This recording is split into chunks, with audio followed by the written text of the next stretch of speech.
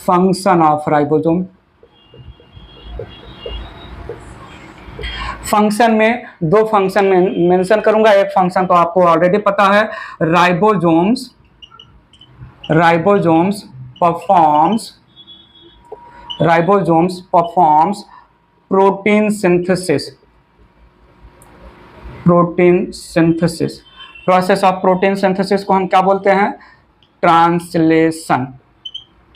ठीक है, सुनिएगा, फ्री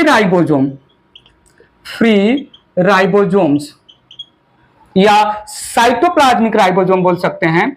फ्री राइबोसोम या cytoplasmic ribosomes synthesize proteins and enzymes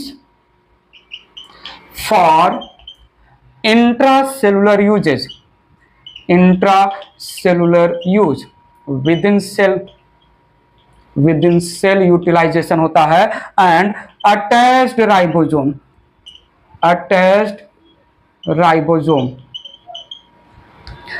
ribosome basically with cell membrane and RER synthesize secretory proteins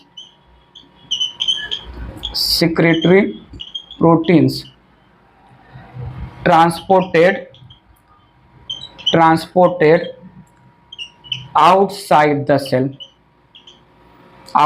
cell extracellular use for outside the cell extracellular use।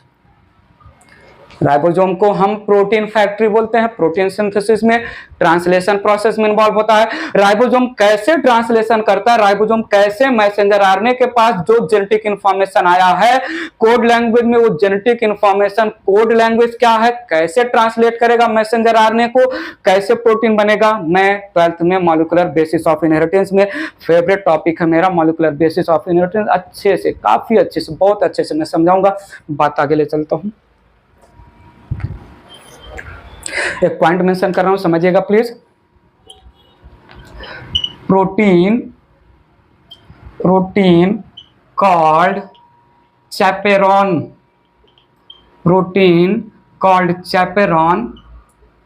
synthesized by ribosome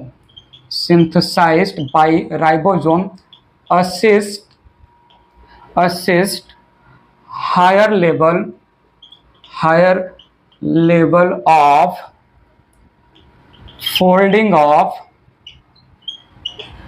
newly synthesized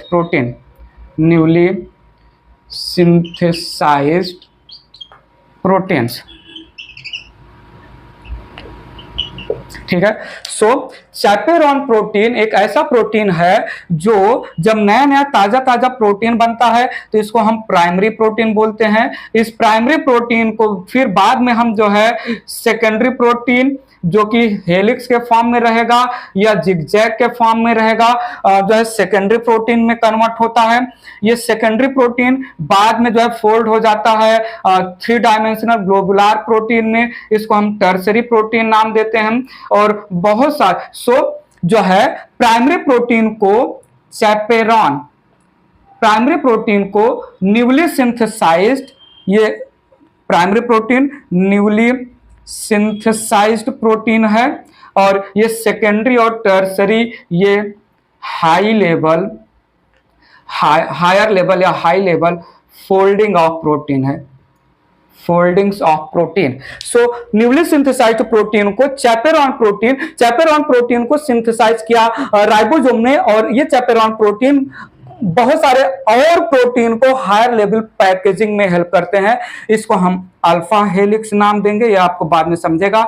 ये जो है beta pleated sheet नाम देते हैं, beta pleated sheet. Alpha helix और beta pleated sheet ये secondary level का folding represent करता है, और टर्सरी प्रोटीन ये 3 डायमेंशनल जो है फोल्डिंग ऑफ प्रोटीन रिप्रेजेंट करता है। तो सेकेंडरी और टर्सरी लेवल पर फोल्डिंग करने में जो प्रोटीन इन्वॉल्व है वो चैपेरोन प्रोटीन है। चैपेरोन प्रोटीन को भी बनाता है राइबोसोम।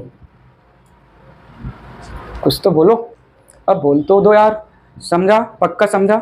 यहाँ पर हमने राइबोसोम कंप्लीट किया। कुछ 1-2 पॉइंट मेरे मन में चल रहा है, मेंशन करके आगे बढ़ जाता हूं मैं।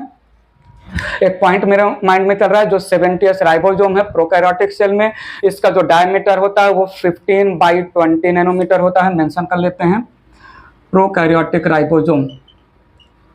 Prokaryotic ribosome that is 70S। Size है इसका 15/20 नैनोमीटर। बताइए प्लीज, ये एक पॉइंट मेरे माइंड में चल रहा है। सो यहाँ पर मैंने राइबोसोम कंप्लीट किया। राइबोसोम से रिलेटेड और कोई पॉइंट फिलहाल माइंड में नहीं है। Ribosome as a whole complete हो गया।